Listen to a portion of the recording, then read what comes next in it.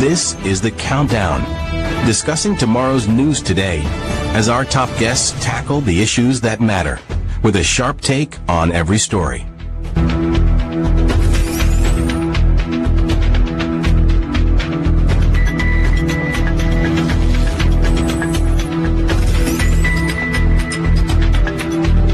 And now, here is your host, Andrew Weeds.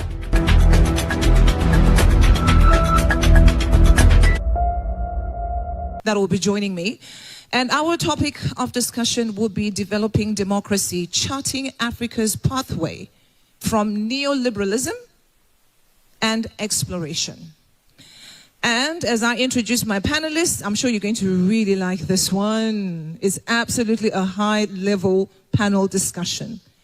Help me welcome Her Excellency, Dr. Arikana Chihombo-Rikwayo, former African Union Ambassador to the United States. I've been waiting actually the whole morning to hear her speak. You know, she's one very inspirational woman, African woman. Please give her a big round of applause. These are the people that are encouraging us to make a difference in Africa, and we have to honor them. Thank you so much. In that same spirit, help me to welcome, I know, a man who really inspired you. You were so inspired and motivated after he spoke. Even I wrote, I don't know, I think about 3 pages of some points that he was talking about. Professor Patrick Lumumba, a lawyer and advocate, former director of Kenya Anti-Corruption Commission. You're welcome. So these are my 2 amazing panelists. And also, as I walk, please welcome Yvonne Katsande. Thank you. Thank you. Firstly, I am so honored to be sitting here and speaking to you. I think, in fact, let me say that the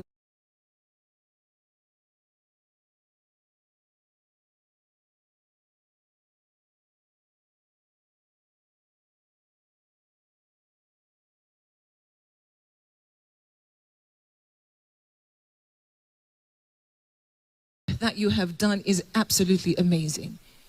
And I feel that if people really listen to the work that you've done over the years, which so many people cannot even do, and we really enact it, we will be somewhere.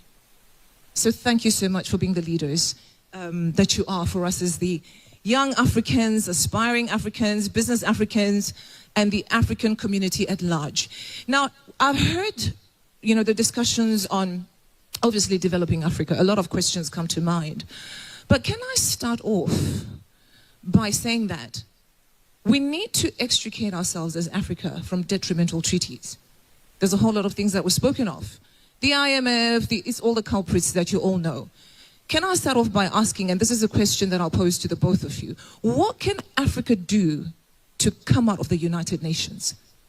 I honestly feel that that organization is one of the organizations that have absolutely oppressed Africa at large. Over and above the ones that fund Africa, the ones that have actually, you know, dominated the curricula. What can we do as Africa to actually come out of the United Nations? Let me start with you, ma'am. Well, let me start by thanking my brother, Professor Lumumba.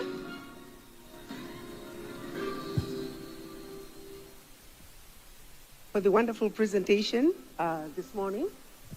Truly appreciate it. Also want to thank... Sorry, can I just ask, we have music playing? Is it maybe the sound that needs to be fixed?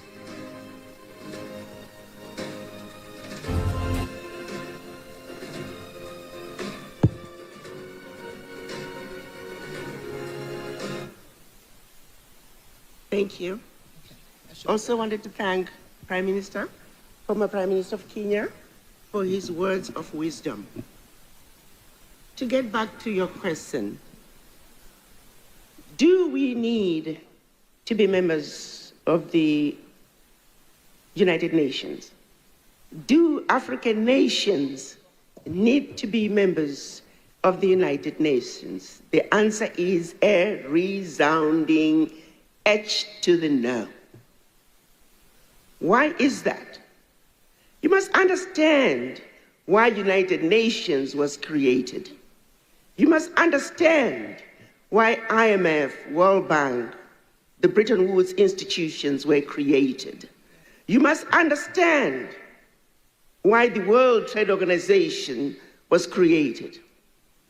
The United Nations, the Bretton Woods institutions, the WTO, they were institutions, among others, that were created after the European tribal wars that they call World War II. Europe, as usual, had destroyed itself, and they needed to rebuild, and they could not afford to rebuild themselves. So it is, in 3 weeks, a few countries came together and created what we now know as World Bank and IMF, as a way of figuring out how to steal from developing nations, majority being Africans, in order to fund Europe. In 1 month, a few nations came together, again organized, for the purposes of rebuilding Europe from its self-destruction and implosion. So it is in 4 weeks, a few nations came up with what we know as the United Nations. That was in 1945. These institutions were never created for the benefit of the greater world.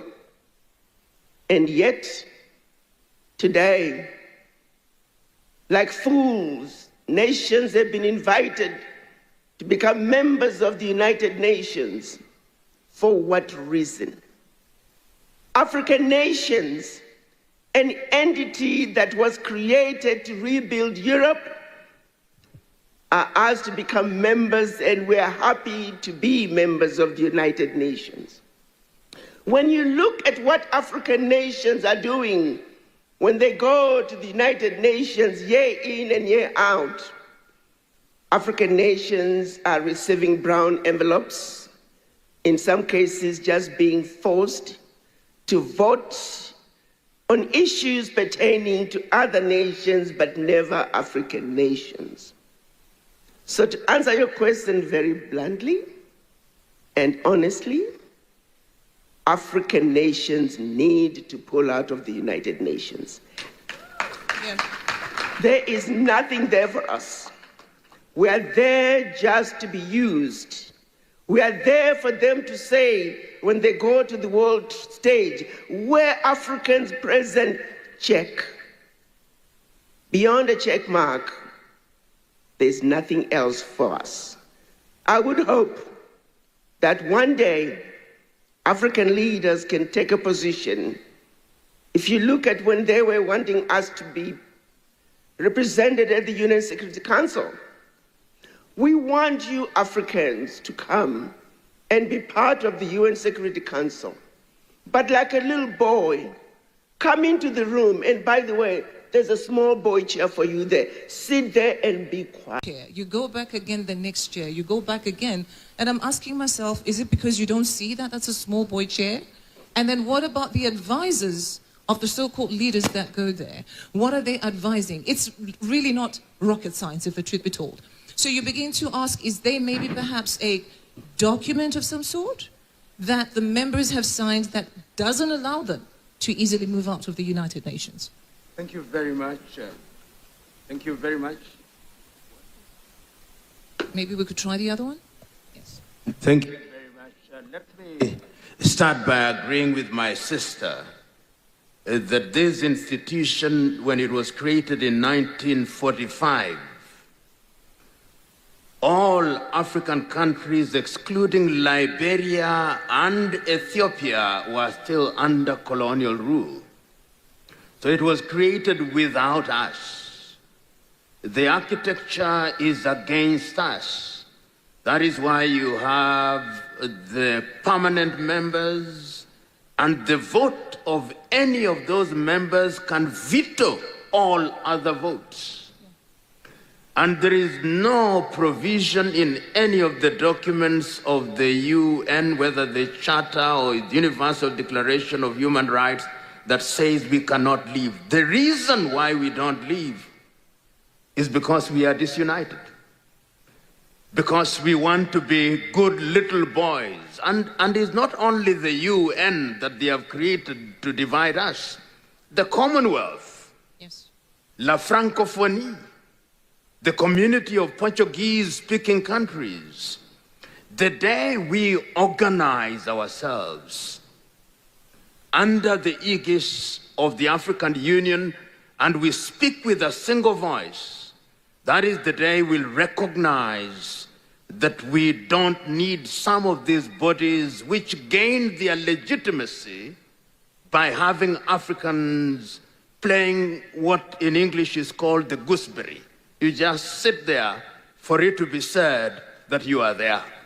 So I can't agree more that the time is now for Africa to rethink her membership in many of these organizations. But that requires unity, coherent, common policy on international relations. And the day we define ourselves, then we'll discover that the world will come for us, however you define the world. Yeah. Thank you. So would you say that, in fact, how did Cold War politics actually influence the evolution of democracy in Africa?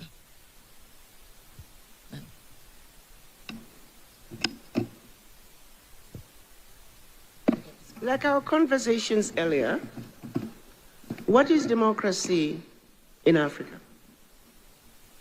When you look at the Cold War, I liken that situation to the environment that we are in today, where we are seeing President Trump ushering in a new era in diplomacy, ushering in a new era in politics, ushering in a new era in trade.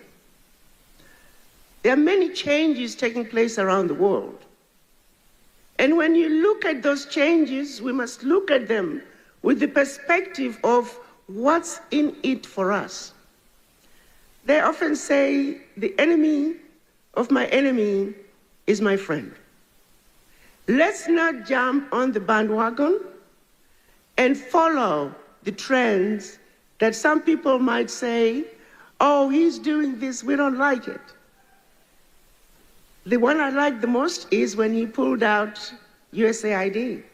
Yeah. Do you guys understand how big that is?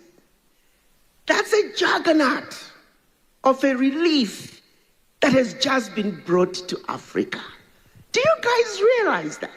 Did many people actually understand? Yes. I think that was the question there. Exactly. Yeah. Do people understand what that seemingly benign entity was doing? That entity was not about aid to Africa. That entity was not about poor people. That entity was not about development.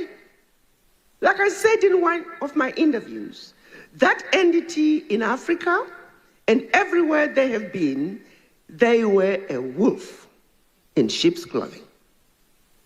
When you see that clinic being built, when you see that school being built, when you see those social programs, take an inventory. Yeah. It is never where there is nothing of value. Those entities are being built in areas that are rich in minerals. So while they are running their clinic, guess what they're really doing? They're keeping an eye on that uranium in that area. Who is digging? Why are they digging? Where are they taking their diggings? It is never about the people. It is never about developing anything. It is never about building anything. If it was truly about poor people, guess what? They're having issues with homelessness in California. They're having issues with homelessness in New York City. I know communities all over the South and in the mountain parts of the United States where people still don't have electricity and running water. Hello? So if it's about poor people, we say to USAID, look in your backyard. That's it. There are plenty of them there. So let's analyze the environment we live in, whether it is the environment post-Cold War, the environment post-European tribal wars, the environment we are in now with the geopolitics and President Trump pushing his America First agenda. I use an example of what President Trump is doing with the America First agenda. The side effects, the byproducts, though not intended for Africa, are good for Africa. And the biggest gift he gave us is by dissolving USAID. USAID is how the CIA ran some of its operations. USAID is who funded some of the people who are going against the government, people who are within the government, who are on payrolls of foreign nations, people who are undermining our progress are being funded through agencies like USAID. Your own media that is supposed to boom good news about your country are being paid through USAID to spew negative images of your country. I can go on and on and on. Nations have been destroyed through USAID, a simple wolf in sheep clothing. So let's be realistic. Let's understand our NGOs. Let's understand the environment we live in. Let's not be spoon-fed as to what's good for us. Let's use our brains. I am here to say, understand the geopolitics. Let's cherry pick what is good for us and run with it and not be allowed to believe in that which they want us to believe. That's it. You know, just to add on to what she's saying about USAID, back in 2020, I'll take you back in 2020 when the COVID-19 pandemic, so-called pandemic, actually hit the whole world. USAID played a very vital role. I'm sure you would know that, right? Distributing vaccines. Are you aware, especially if you listen to what she's saying, that USAID was there for a purpose, to monitor? I'll give you an example of the DR Congo. There is an ending war only on a certain part of DR Congo. Do you know why? Because they have minerals and rare earths there. They can never settle that war because these so-called USAID NGOs are helping the war-torn area which they have caused. And then we have diseases that are unending. There's this disease in Congo. Ebola. Did you know that they had a cure for Ebola virus? I was shocked. Ebola virus never had a cure for years until one of their very own, God works in mysterious ways, right? One of their very own white person caught Ebola, traveled back to America, and because they were so scared, they cured him on the spot. So I said, oh, what about the ones in Congo? Don't they need the cure also? So it shows you that it's all a lie. Over 300 media houses sponsored by USAID. So bad. Now, Professor Lumumba. Let me just make a comment on that Ebola issue. Yes. When I was still in Washington, there was a meeting of all NGOs around the world to come and see if Ebola could be declared an international emergency. This is after the first big outbreak. Why did these people want Ebola declared an international emergency? Because that's how the monies will be loosened around the world. Yes. Ebola wasn't that big of a problem. Now, just like COVID. Just like COVID. Yeah. Now, this is just me and a few others talking, so don't take it as gospel. But we feel that somewhere intentionally infecting people in that region so they can increase the count to justify that the numbers are increasing. They wanted Ebola declared an international emergency in DRC when it wasn't. And guess what? They got what they wanted. Guess what followed?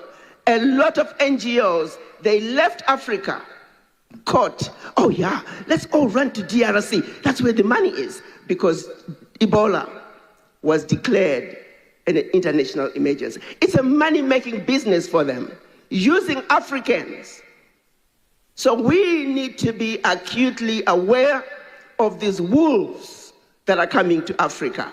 We do not need any of them. Let them get out of Africa. Let us sink and swim. Absolutely. This is our Africa, our way. That's it. Now, Professor Lumumba, you know, there are so many ways that democracy has either been a lie or it came in a different phase, but obviously we all know what exactly the purpose of it was. Talk about climate change. That's also another way of taking away people's sovereignty away. We're talking about health right now. That's also another way of taking people's sovereignty. When we had COVID, we had nations being asked to sign documents to say that no matter what happens, you'll give us your mines, you'll give us your, your sovereign property. And I thought to myself, I thought you said it was a virus. A virus is in the air. So there's so many ways that African freedoms are being taken away from the people. And one of those major ones also is just the economy. We now live in a multipolar world. There are options, I believe. It's no longer unipolar where we had America just demanding and telling us what to do. But we've also got the BRICS nations that have come up where they are offering something different. You can actually choose. Can Africa find its feet within the multipolar world?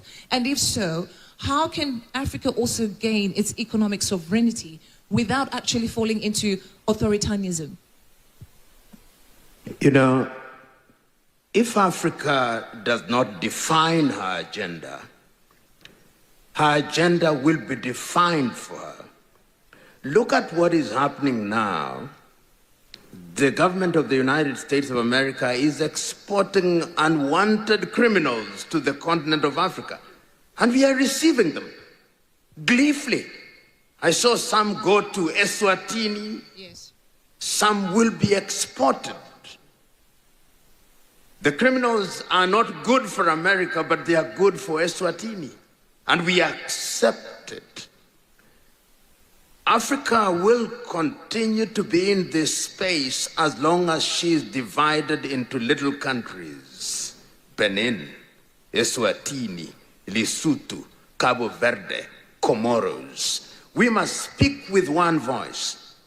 One would have thought that one of the ways in which Africa would do this was initially through the regional economic communities. 14 ECOWAS countries, 14 SADC countries, 8 East African Community. We thought that that would then lead to the African Union, so that when you want to talk to Africa, you talk to Africa in Addis Ababa. And the good doctor said it. Can you imagine that little Qatar calls all African leaders, and they go by private jet? And they go to Qatar in Doha, which is smaller than Lagos. The whole of Qatar is smaller than Lagos. To sign a peace deal. To even beyond that, to listen as to how they can have investment in the continent of Africa. But I always say that international relations is the law of the jungle. We must hunt in packs. Wolves hunt in packs. So it is our duty as the continent of Africa to define what we want. If we met in Addis Ababa, the 54 plus countries, and said, from this day henceforth, if you want to deal with us from an economic standpoint, speak to us in Addis Ababa. If you want to know our foreign policy, speak to us. If you want military collaboration, speak to us. If you want all this, speak to us. Professor, can I come in please? There? You spoke about the AU earlier on, and I really understood what you were talking about, because I also attend the African Union Summit every year. 3 different years I was there. They had very interesting topics. One of them being decolonizing the curricula. Yes. The other, an education fit for an African, I think it was something like that. In all the occasions that I have gone to the African Union, you're saying that if you want to speak to Africa, come to Addis Ababa. Here's what I found very interesting. We are having an African Union summit, but we have the IMF, they're saying that we want to sponsor your think tank. I found it very disturbing So I asked a question. I said, which organization are you from? The IMF. What are you even doing at the African Union in the first place? And then you are here, you're saying you want to sponsor a think tank, not in one country, on the African continent. What nonsense is that? Because we don't have heads to form a think tank. Another thing that was also interesting was that they say that we want to improve the curricula. Listen to this. The theme for that year was decolonizing the curricula and an education fit for an African. We had an American institute that said that they wanted to improve the African curriculum. I thought that was amazing. Let me tell you, my very sister, disappointing way. and I'll give you this analogy. So in actual fact, let me just answer. Yeah. My question then becomes, the African leaders themselves, do they even understand really what they're doing? I think I would love to have had even the House Speaker. There was a gentleman who asked a question, how old was the other leader when he should have been here to answer that question? Let me also add to that. When we went to I remember one summit, this was in Niger. When we were registering, I just get naughty sometimes. I just go into places I'm not expected to go. But I noticed the room where we were registering, they were mostly white people. And I said, wait a minute. Here we are, they're also using facial recognition registration. So I said, I didn't find out who these white people are. So I just was acting foolish and cracking jokes. And I sat next to one white man. So what are you doing? And the man had a personal cell phone. He's taking pictures of everybody who's getting their IDs. It turned out this was a French company that was hired to register Africa's best, Africa's leaders, let me say. And collect the data. And they're collecting the data, including facial recognition. Wow. At the African Union Summit. Why? Couldn't we found an African company that could do this? But all our data, and oh, by the way, who owns that company? The wife of one of the former presidents of France. I rest my case. Okay, Professor, let me. You know, let me, as I answer that question, let me say how happy I am that in this conference I don't have a banner of Western organizations that have sponsored this conference. And I think that deserves a big round of applause. And I say that because this is how it begins. It begins this way.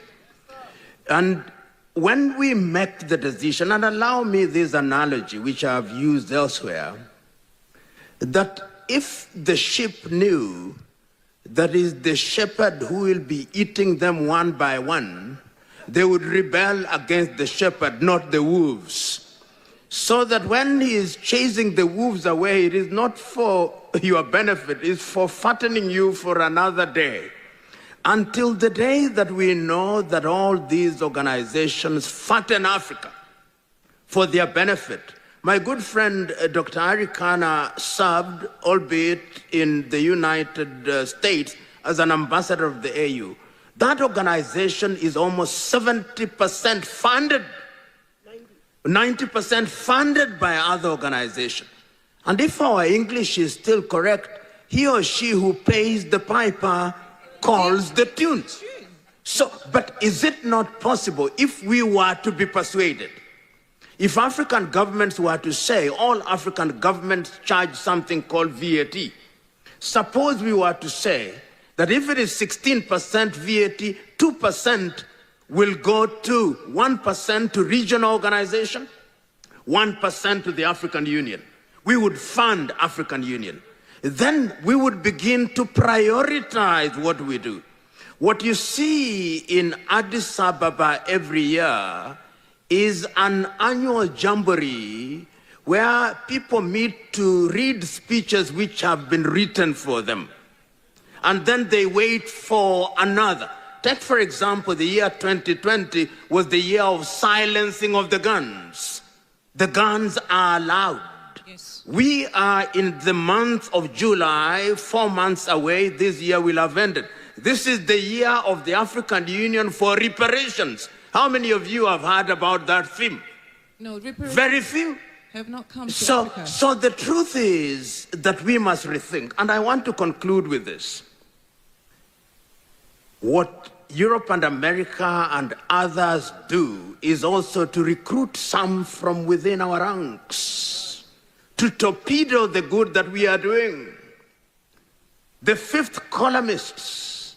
So we must be aware, who do we initiate? We must make a solemn decision that we have African meetings where there is nobody but Africans. It is not going to be easy. Let's remind ourselves. It is going to be 5 steps forward, 2 backwards, but we are moving. It is intergenerational. It is once you recognize that, then you'll not be worried. My good friend, Dr. Obi there, told us she's been in this space. We've been in this space.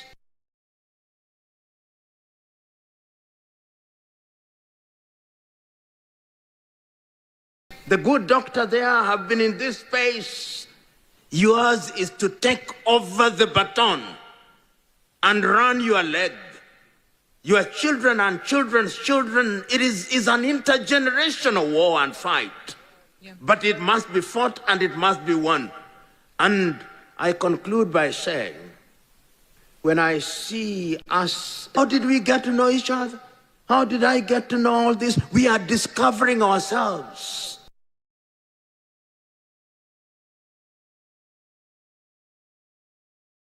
So the journey is on, but there are potholes along the way. But we must move on. And move on, we will. Okay, you want to add on? All right. I need to share a personal experience to emphasize the point he just made.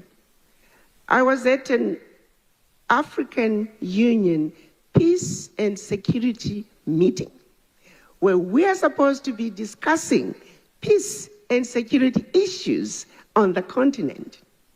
So when I walked into the room, I thought to myself, wait a minute, we're talking about peace and security in Africa. What are these people doing here? And so I waited for a chance to sneak in.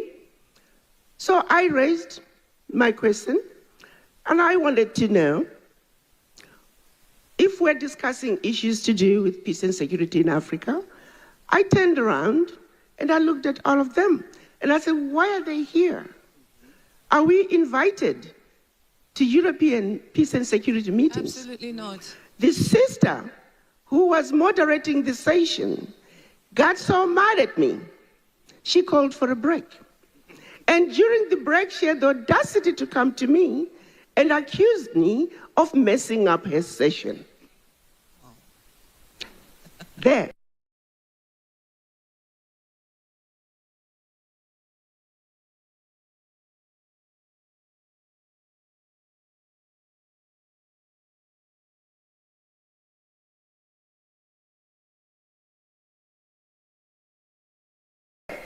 Lies our problem. And the sister happened to be working for the United Nations as a country representative in Kenya. Thank you. The fact that we are waking up to this is also important. Now, I'm just going to do one last round of questions to my panelists.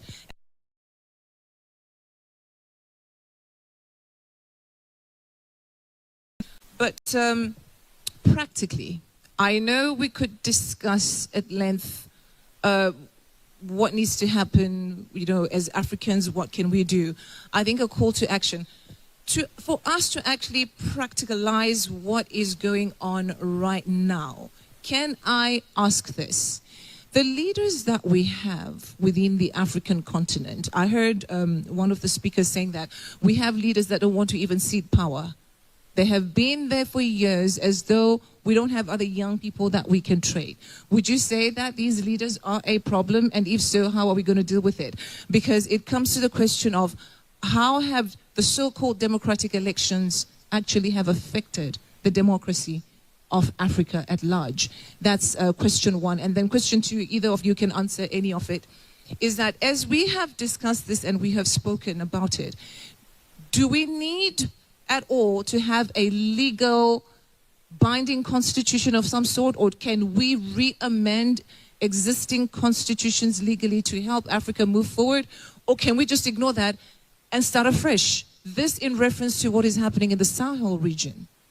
The president, I don't know whether I should call him president, of Burkina Faso was asked to come to Washington.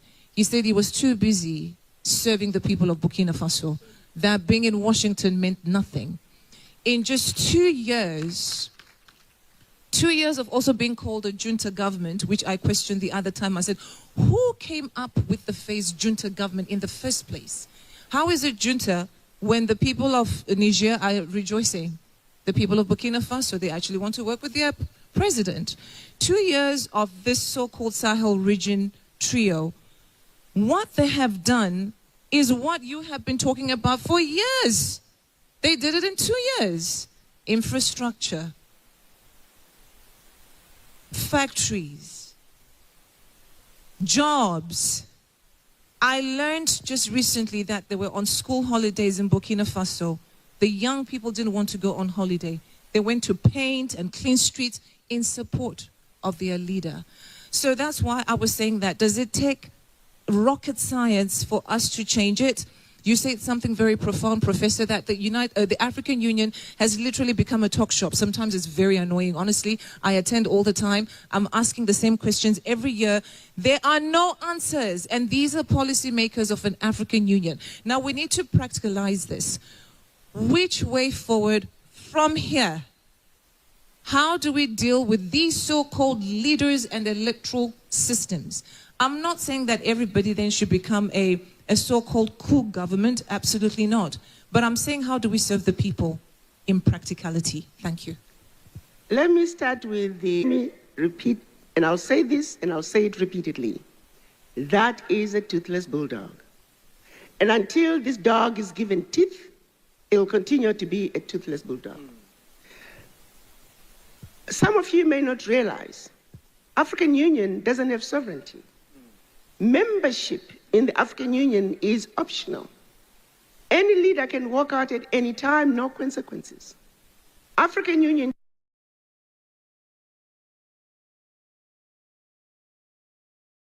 chair, current African Union president, they can't tell any country to do anything. So if the African leaders are truly serious to this toothless bulldog, they must give it teeth.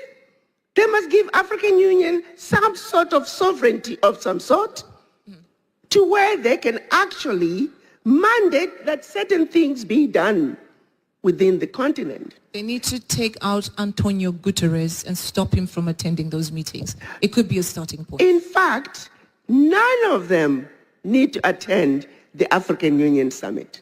This is about Africans discussing African issues, our continental agenda, coming up with a true common African position that can be implemented with a pathway.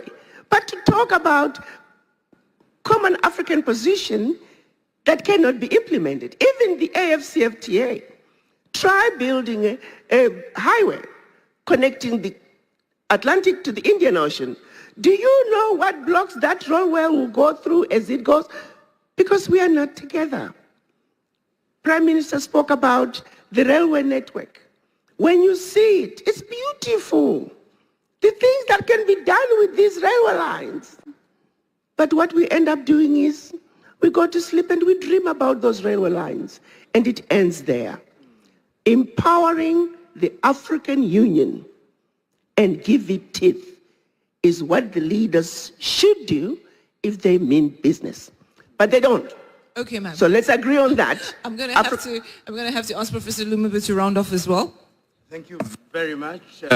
I agree with you completely. One of the things that is being done from a very practical standpoint, I know there is now a movement which is operating under the African People's Union.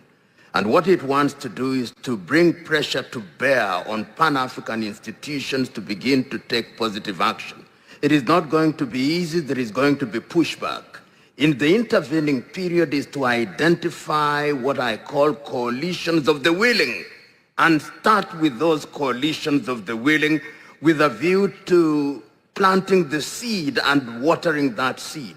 It is not going to be easy. I know several years ago I talked to one head of state in East Africa, and after that conversation there is something that was called the fast tracking of East African Federation. Yes. It also was dead on arrival. So we'll do 10 things and we'll succeed on the 10th one. So don't be tired. Don't be tired of asking these questions. I was telling my wife just a few minutes ago that I write to letters, I write to president, and some people ask me, don't you get tired? And I said, I consider myself to be like Paul in the Bible. Did you see the reply of the Galatians to Paul? Yes. There isn't. So I keep on writing, because that is the role that I play. Yes. And when you look at it from that point, you never tire. Of course, as my good friend Madame Obi said, sometimes you feel that it is not worth it. That is when you re-energize yourself. That is when I send Arikana a message. That is when she sends me a message. That is when I send Okorie a message and others within the room. It can be done. Thank you. Maybe just one question. Yes. Yes, let's hear the solution. Solutions is what we're looking for, right? Well, since we have this juggernaut, useless, toothless bulldog that is called the African Union, guess what, guys? We have the Sahel nations. Why can't we start that which we desire to see? A single currency, a single military, a network of railways. Let's take all those things that are in the African Union agenda that cannot be implemented because they are documents sitting in a drawer. Let's implement them in the Sahel nation. We start with 3 African nations. Before you know it, we have a United States of Africa. Yay, wonderful. One question, I think. Am I allowed 1 or 2 questions? 2 questions. So we do male and female, right? Okay, please can we have the roving mic go around? We've got hands here, we've got hands here. Wow, this is very interesting. We've got a lady here, we've got another lady here. So can we maybe start with this one? In the front row. Sorry, sir. In the front row, yeah, you can go. And then we have, wow, we have this gentleman here in the hat. Thank you very much, Your Excellencies. I am so delighted to be in this hall today. And I will be doing myself a disservice to live here without speaking. I want to first of all appreciate this hall. All my life I have worked in the civil society space. I came from Plateau State, where my son, Ambassador Chris, resides. And we have never, ever had a meeting in a room without the white color. And today is the first day. Please, can we give ourselves a round of applause? That is to show that the voices of people like Professor Lumumba, whom I appreciate daily in my life, and I have the privilege of meeting him today, is not in vain. It means that we have a pool of African young people whom we have worked with and told that the time is now for you to occupy the space. You are ready to do that. Not minding the EndSARS saga that wanted to stop you. I want on that note to say that we are really talking and talking. I was in African Union building and I was very glad. And I say, oh, this is the first time that my continent is doing a great thing by building a magnificent building for Africa. And somebody said, Justina, stop. Built by the Chinese. This building was not given by Africans. It was donated to us by Chinese. Yeah. That means what Her Royal Highness and the Prof has said. I saw myself that we don't have secrets. They instituted every cable in that building. Yes. It means that every discussions that goes on, despite the fact that the half of the houses, the half of the building are whites. Every of our communications, there are gadgets there that gets back to every part of the world. who has done this to us? Who has bewitched Africa? How do we move from this step to another step? How do we reclaim our continent? I was in Niger. I'm doing a project in Niger since after the coup d'etat, just to make sure, just like my mentor, Mrs. Enobi, said, our women all over the world, wherever we go, women are represented. And we wanted to make sure that women are fine. And at the airport, I was arrested. And I was very happy. I told them that this is why I'm here. Because I am the womb of Africa. And as a womb of Africa, I will stand my feet to make sure that I raise my voice. That at the end of the day, no matter what our leaders have done, if our leaders, because they were telling me that our leaders in Nigeria did not support them. And I said I am not here to represent the voices of the leaders. I am here to represent the voices of the womb of Africa. Ma'am, can we and just because give you of that, 10 more seconds? Africa must stand firm. 10 more What seconds. am I trying to arrive at? Yes. I am trying to arrive at the point that except we do what Professor Lumumba have said, speaking in one voice, getting united, and I am very happy that the people of Sahel, which is Niger, Mali, and Burkina Faso, are saying, as far as they are concerned, democracy is about putting food in their table. And I want to say, except all the African leaders will speak with that one voice, we will sit here and start over again. Thank you very much for the opportunity. You. We have a gentleman there with a question. Thank you very much. I must be most grateful to the organizer, Ambassador Chris Iyama, for this opportunity, and members of panel.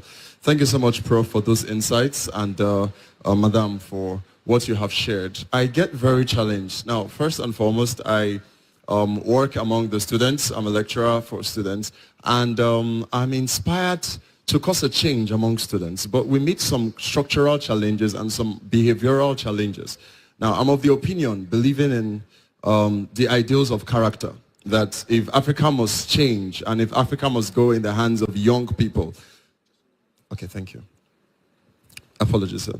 If Africa must be led by young people, there must be some evidence of strong character, you know, because of what we have suffered in the past. And like was rightly opined, some of the people who we, in quotes, accuse of this wrong leadership were once in their youth.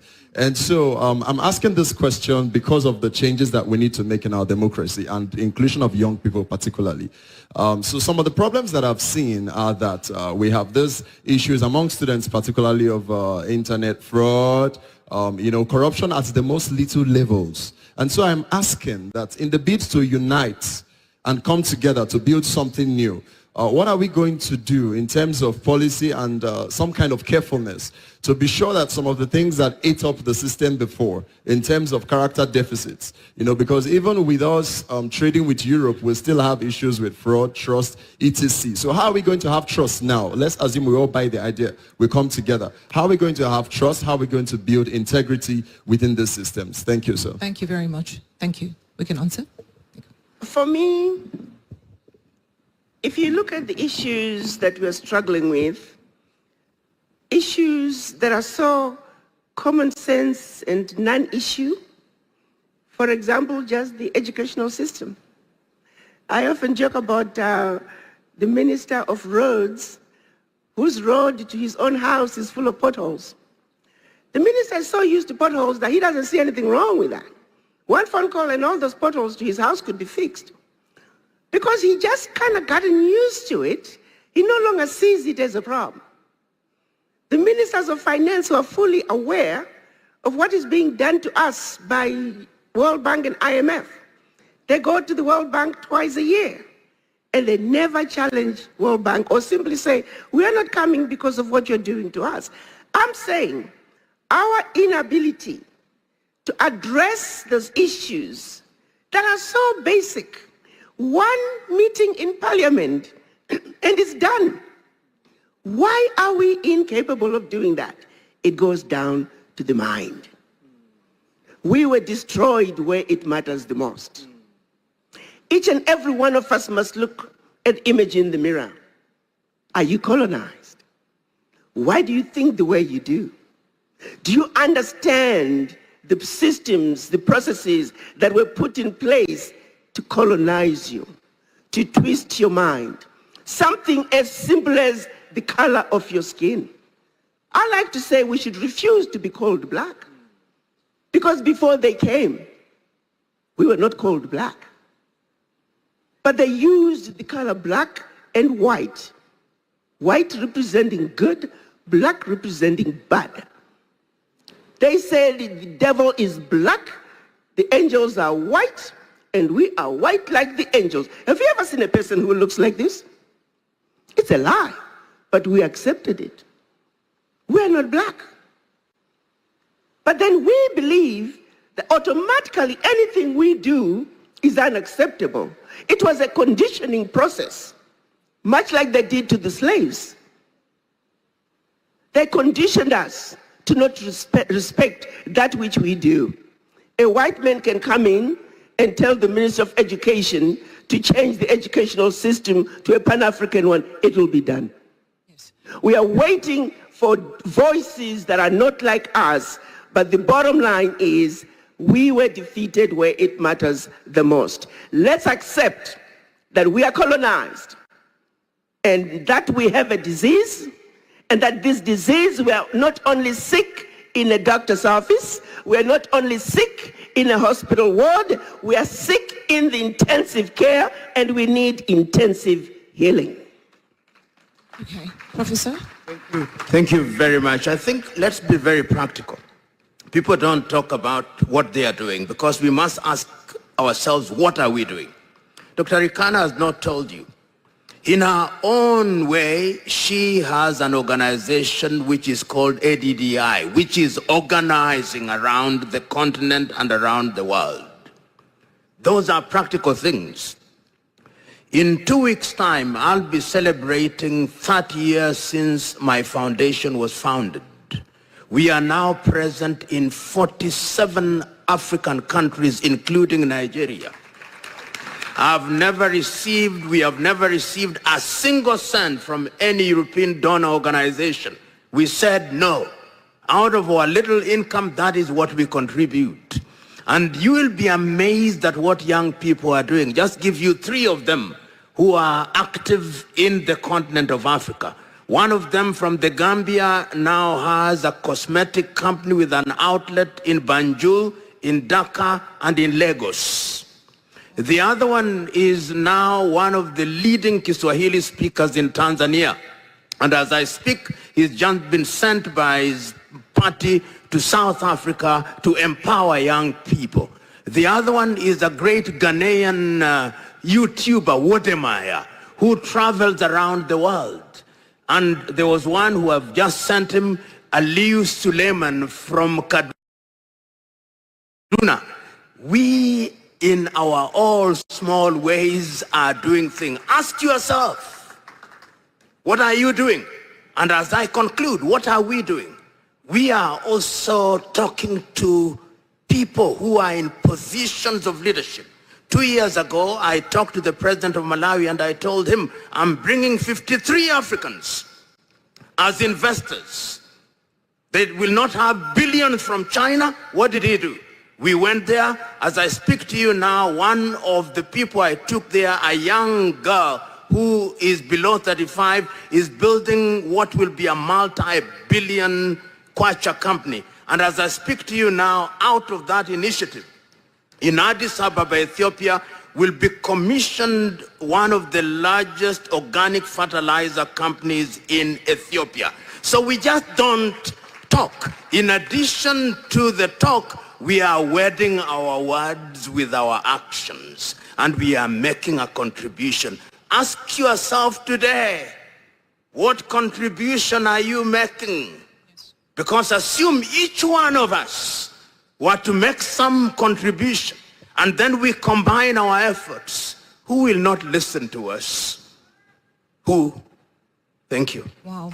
Thank you so much. Now, as I conclude also, I want to say something. Because, usually when you have discussions like this, people tend to get emotional. racism is a thing that was planted in us so that we could hate each other. Do you understand? We've only got one race. That is God's race.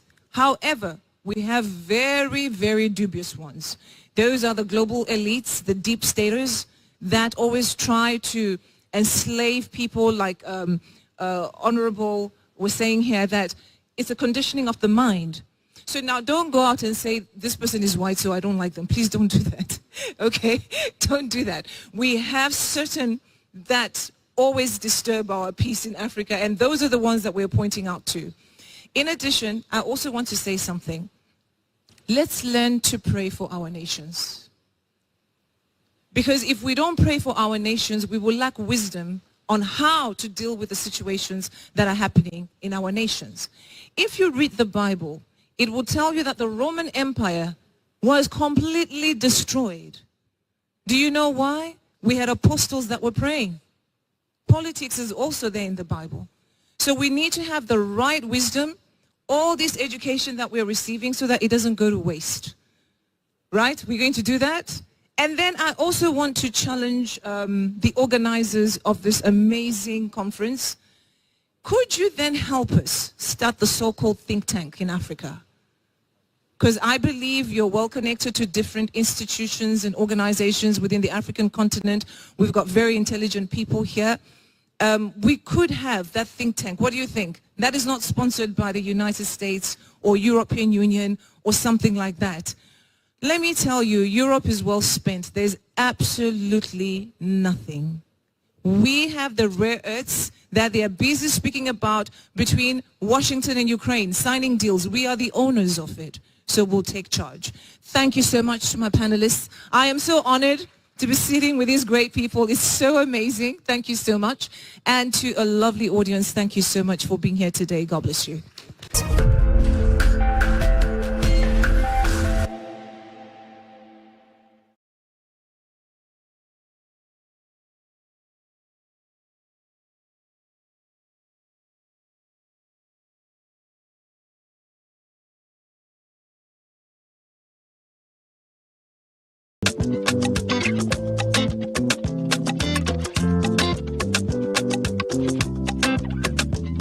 Professor P.L.O. Lumumba is a distinguished scholar and legal luminary, holding a Doctor of Laws in the Law of the Sea from University of Ghent, Belgium, as well as a Master of Laws and Bachelor of Laws from the University of Nairobi.